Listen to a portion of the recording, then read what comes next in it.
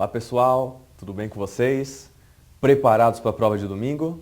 Tenho certeza que estão estudando, tanto é que estão assistindo esse vídeo, né? Vocês estão preocupados em aprender, em pegar as últimas informações antes da prova, reunir aquele material que você estudou, que você já sabe. Então, para ajudar, eu estou aqui hoje trazendo algumas dicas, minha opinião, eu acho que vai cair tal questão, eu acho que questões de atualidade são mais importantes. E hoje nós vamos falar de legislação penal e processual penal especial, tá? Leis penais, leis processuais penais especiais. Trouxe algumas informações aqui para vocês, separei por lei, tá? Eu vou anunciar qual é a lei e vou passar para você qual é a dica que eu acho que vai cair, que provavelmente será perguntado, tá? Temas importantes e temas recentes. Então foi assim que eu montei, que eu estruturei essas dicas para passar para vocês hoje. Então, primeira, crime resultante de preconceito de raça ou cor, tá? Crimes resultantes de preconceito de raça ou cor. Lei 7716 de 89. O que tem nessa lei, professor Ivan, que é atual? Tivemos uma modificação em 2010. Lei 12288 de 2010. O que essa lei mudou? 3 pontos importantes aqui para você. Primeiro, artigo 3º dessa lei diz o seguinte: impedir ou obstar o acesso de alguém por conta da raça da pessoa, por conta da cor da pessoa. Olha o que diz o parágrafo único.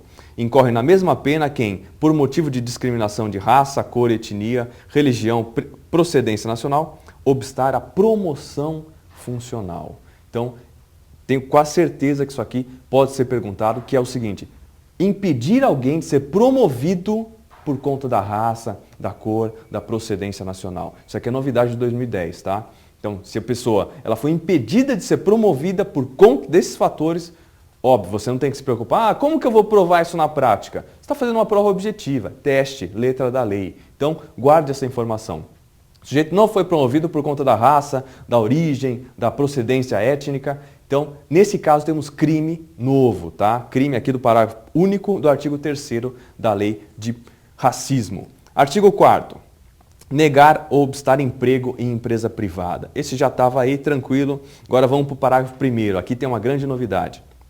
Incorre na mesma pena quem, por motivo de discriminação, 2 pontos. Inciso 1º.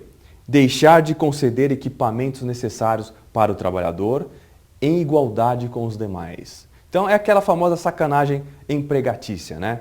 Todo mundo tem um bom equipamento de trabalho e o coitadinho, por ser de uma outra raça, de uma outra origem, tem um equipamento pior. Você acha que isso acontece na prática? Você acha que os empresários fazem isso, separam dessa forma? Gente, dica que eu estou dando para você. Você está estudando para a primeira fase, então você tem que pensar o seguinte: não fica elocubrando em cima dessas informações. Não fique usando o seu senso crítico sobre essas informações. Não imagine como isso seria na prática, se vai ter ou não. Por quê? Tendo ou não, ele pode te perguntar, tá? Perca tempo resumindo isso, pegando essas informações. Ah, se o sujeito não for promovido por motivo de raça, é crime. É assim que você tem que pegar, porque assim você guarda a informação e na hora da prova você lembra, a hora que aparecer a questão da promoção, a questão da desigualdade de tratamento, tanto de salário, tanto de equipamento de trabalho, que essas são as novidades, e também a questão de impedir o acesso funcional a benefícios profissionais. Então, todas as mudanças de 2010, o empregado ele está sendo prejudicado por critérios raciais, tá? Essas são as dicas dessa lei relacionadas à novidade de 2010. Voltando aqui ainda no artigo 20 da lei do racismo, tem aquele artigo que todo mundo já conhece, que é a questão do nazismo, né? O sujeito que propaga, divulga a cruz suástica, a gamada. Então, qual é a novidade nesse artigo 20? Inciso 3º. Quando essa propagação do nazismo for feita pela internet, agora no inciso 3º, tem o seguinte caso.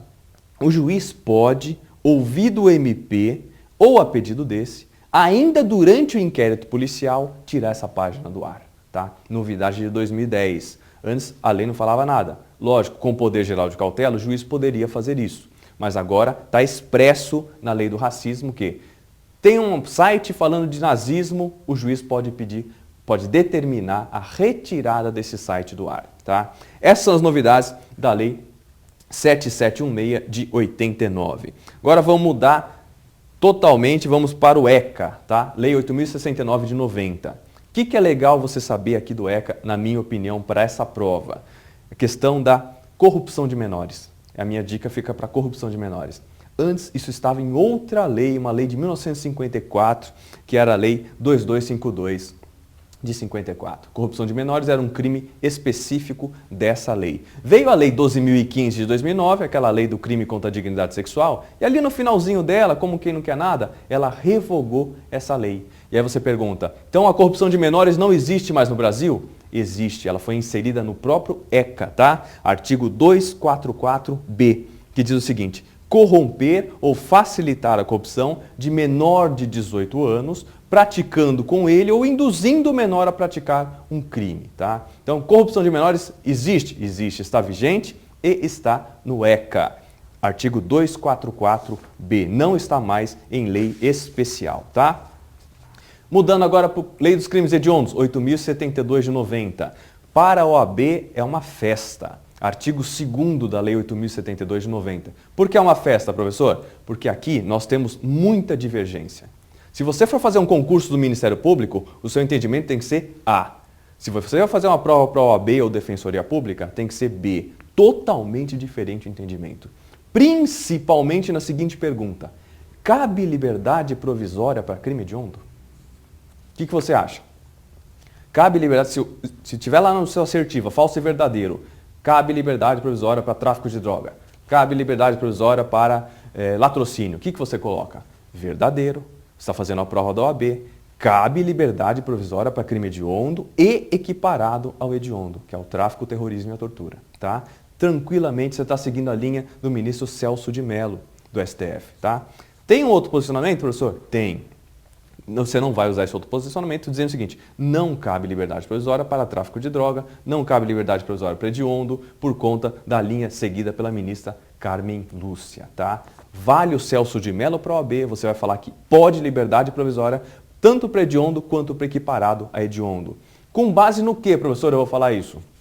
Com base na mudança de 2007, Lei 11.464, que diz o seguinte: antes estava lá no artigo 2º, inciso 2º, não cabe fiança nem liberdade provisória. Veio a lei de 2007 e deixou só a fiança ali no inciso 2º. A liberdade provisória ele tirou, ou seja, por exclusão, permite-se a liberdade provisória, mas não a fiança, tá? Nova lei de prisões, você sabe, traz as modalidades de liberdade provisória, traz um rol enorme de medidas cautelares ali no artigo 319. Um deles, o inciso 8º, é a fiança, mas o juiz tem à sua disposição todas as demais cautelares para fixar, tá? Nessa hipótese. Então, preste atenção nesse inciso 2º do artigo 2º da Lei 8.072. Quórum para progredir de regime. Quantidade de pena cumprida. Réu primário 2/5 e réu reincidente 3/5. Fora das hipóteses do crime hediondo, progressão de regime 1/6 da pena. Prisão temporária também é diferente. No caso do hediondo, 30 dias prorrogável por mais 30. Na lei da prisão temporária normal, sem ser hediondo, 5 mais 5, tá? Também tem essa diferenciação. Professor, o parágrafo 3º ele fala especificamente do apelar em liberdade. O sujeito é condenado por crime hediondo, ele pode apelar em liberdade? Pode tranquilamente, sem problema nenhum. Apelar em liberdade é regra, tá? Para ele não apelar em liberdade é que o juiz tem que fundamentar. É o contrário do que está escrito aqui. Aqui diz o seguinte: para o sujeito apelar em liberdade, o juiz tem que fundamentar. É o contrário, tá, gente? Para o sujeito ser preso, tem que fundamentar. A liberdade é a regra, principalmente para a prova que você vai fazer. Saindo agora da lei dos crimes hediondos, vamos para crimes contra a ordem tributária, que é uma lei um pouco chatinha, né? Uma lei muito mal feita.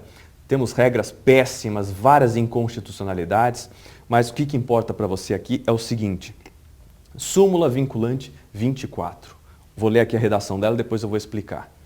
Não se tipifica crime material, preste atenção nessa palavrinha, crime material contra a ordem tributária, previsto no artigo 1º, incisos 1º a 4º, da Lei 8.137 de 90, antes do lançamento definitivo do tributo.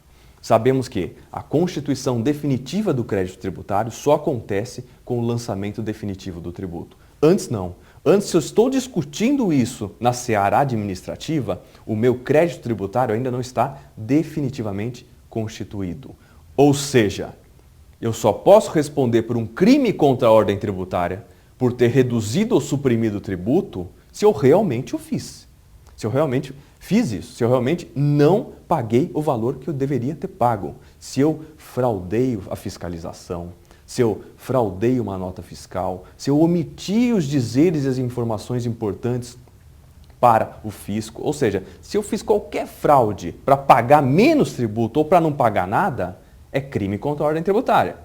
Só que a súmula vinculante ela vai além. Crime contra a ordem tributária material. O que significa isso?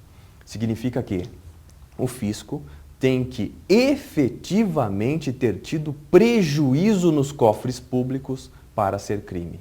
Não é um crime de perigo, gente. Nem de perigo abstrato, nem de perigo concreto. É um crime de dano.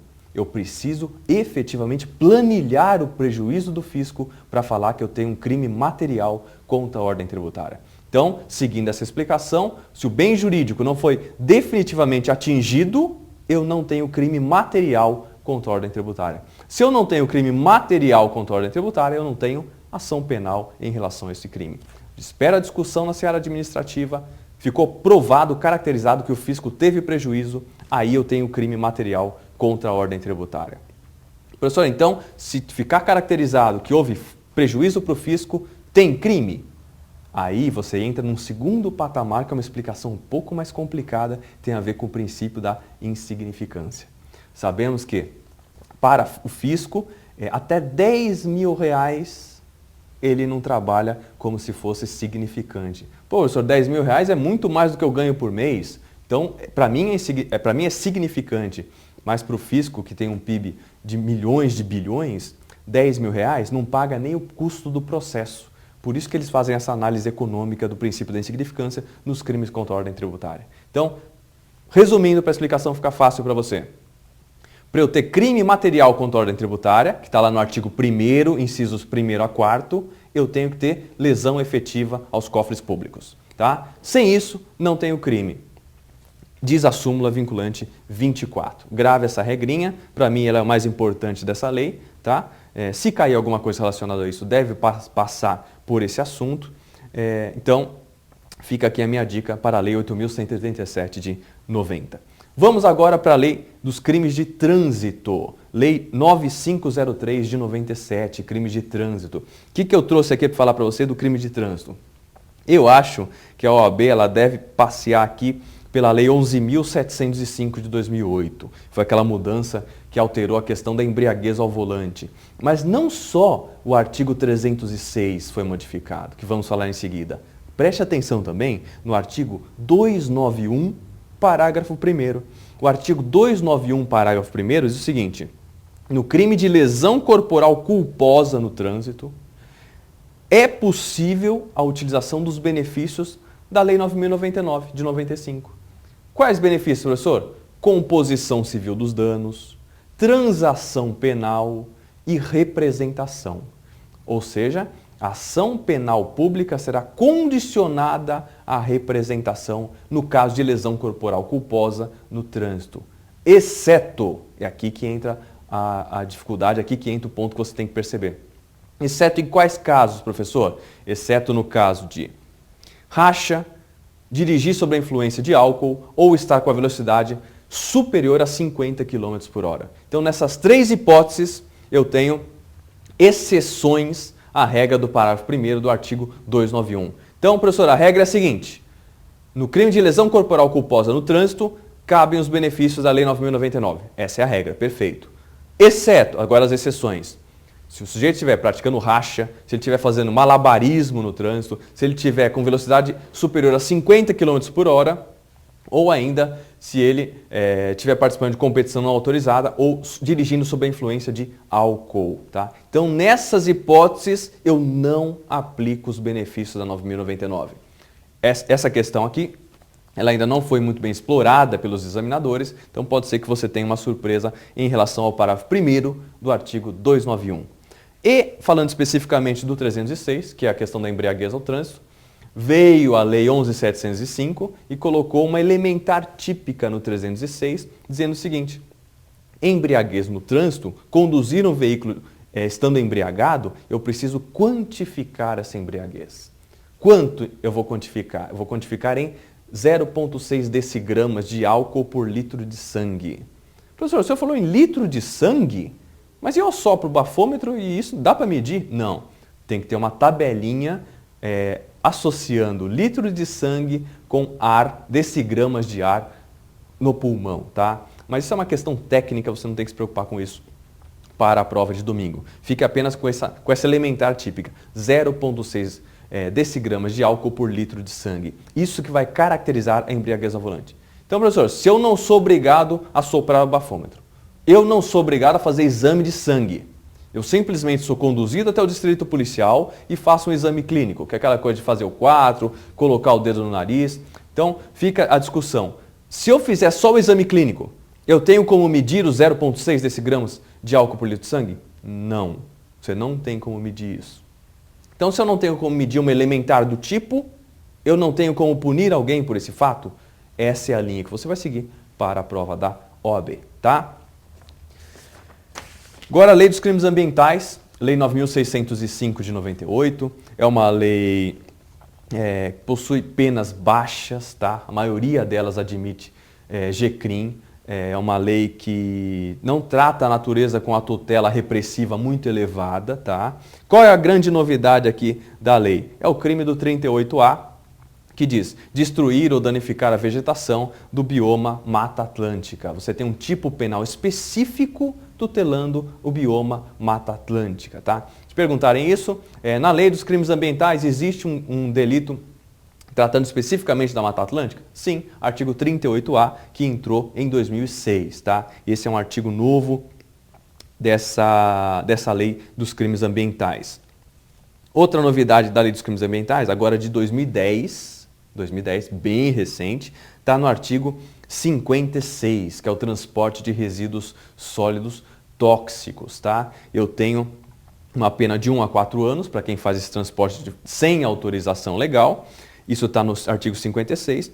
E no parágrafo 1º, eu tenho também quem abandona esses produtos no meio ambiente, tá? E também quem manipula, armazena, coleta de forma irregular. Então, dê uma lidinha no parágrafo 1º do artigo 56, pegue ali a literalidade da lei, que podem ser que te pergunte isso porque é novidade e a GV adora novidade legislativa, tá? Saindo agora, ainda na lei dos crimes ambientais, para a OAB, eu entendo que você deve defender que cabe a responsabilidade penal da pessoa jurídica, porque você está numa primeira fase, isso está previsto tanto na Constituição quanto no artigo 3º dessa lei. Então, se cair ali, se é possível ou não, você responde que é porque está na lei, tá? Assim você não tem nenhum perigo de errar. Estatuto do Idoso, Lei 10.741 de 2003. O que eu tenho aqui no Estatuto do Idoso que pode ser que te perguntem? Que é uma novidade jurisprudencial, tá? O STF trabalhou em cima dessa questão desse artigo 94. O que diz o artigo 94? É o seguinte, cabe juizado especial criminal para crimes praticados contra o idoso com pena até 4 anos. Você sabe, a Lei 9.099, no artigo 61, diz o seguinte, crime, infração de menor potencial ofensivo, até 2 anos no máximo, tá? Pena máxima em abstrato até 2 anos. No Estatuto do Idoso tem uma regra especial, que vai até 4 anos. Professor, mas isso não é mais benéfico para o idoso? Se um crime praticado contra ele até 4 anos, o sujeito ativo do delito, ele se beneficia dos institutos da 9.099? Isso chegou no Supremo, gente. Supremo Tribunal Federal, ADI 3096, dígito 5. E o Supremo diz o seguinte, aplica-se o rito sumaríssimo, mas não os benefícios da 9.099. Então eu vou ter um processo mais célere, para o idoso ter uma resposta mais rápida, mas quem praticou o crime contra o idoso não pode se valer nem da composição civil dos danos, do artigo 74, nem da transação penal, do artigo 76, e nem do artigo 88 da representação, tá? Então, segue o rito sumaríssimo, mas sem os benefícios, disse o Supremo Tribunal Federal na ADI 3096. Eu acho que isso aqui no Estatuto do Idoso é importantíssimo, tá? Lei de armas, aqui eu também tenho entendimento jurisprudencial, modificando essas questões, modificando inclusive a literalidade da lei, tá? Anota aí, ADIM 3112, Lei de Armas, que é o Estatuto do Desarmamento, 10 826 de 2003. O que essa DIN 3112 fez de estrago na lei de armas? No artigo 14 e 15, anota aí, artigo 14 e 15 da lei de armas, cabe fiança. Não importa o que está escrito, o Supremo julgou isso inconstitucional. Artigo 14 e 15, cabe fiança. Quais são os artigos 14 e 15? É o porte ilegal de arma de fogo de uso permitido e o disparo de arma de fogo. Esses dois crimes admitem fiança. E vou além. Continuando na questão das armas, artigos 16, 17 e 18 admitem liberdade provisória. Repito, não importa o que está escrito na sua lei, vale a decisão do Supremo na ADI 3112. Cabe liberdade provisória. Para posse ou porte legal de arma de uso restrito, cabe liberdade provisória. Comércio ilegal de arma de fogo, cabe liberdade provisória. E tráfico internacional de armas de fogo, cabe liberdade provisória. Palavra do Supremo Tribunal Federal, tá? Anotou aí na sua lei de armas? 14 e 15, fiança. 16, 17, 18, liberdade provisória. ADI 3112. Crime falimentar, que eu chamo de falencial, e vou explicar já por quê. Posso perguntar para você o seguinte: cabe crime falimentar ou falencial sem decretação de falência? O que você me responderia? Você fala, não, se o crime é falencial ou falimentar, eu preciso de falência. Isso funcionava até 2005. Depois da nova lei, eu posso sim ter um crime falimentar sem falência. Por quê, professor? Porque a sentença que decreta a quebra, ela perdeu esse monopólio de condição objetiva de punibilidade. Eu posso ter o crime falimentar se eu tiver recuperação judicial, se eu tiver recuperação extrajudicial, não necessariamente a falência, tá? Então, existe crime falimentar sem falência? Você responde, existe, nos casos de recuperação judicial, recuperação extrajudicial. Quer um exemplo? Ele conseguiu a homologação da recuperação judicial. Em seguida, ele pratica fraude contra os credores, artigo 168 da Lei de Falência. Então, ele praticou um crime, estando em sede de recuperação judicial, ele praticou um crime falimentar, tá? Outra noção importante aqui da Lei de Falências, todos os crimes dessa lei seguirão o rito sumário, não importa a detenção, reclusão, quantidade da pena. É uma regra especial. Crime falimentar, rito sumário.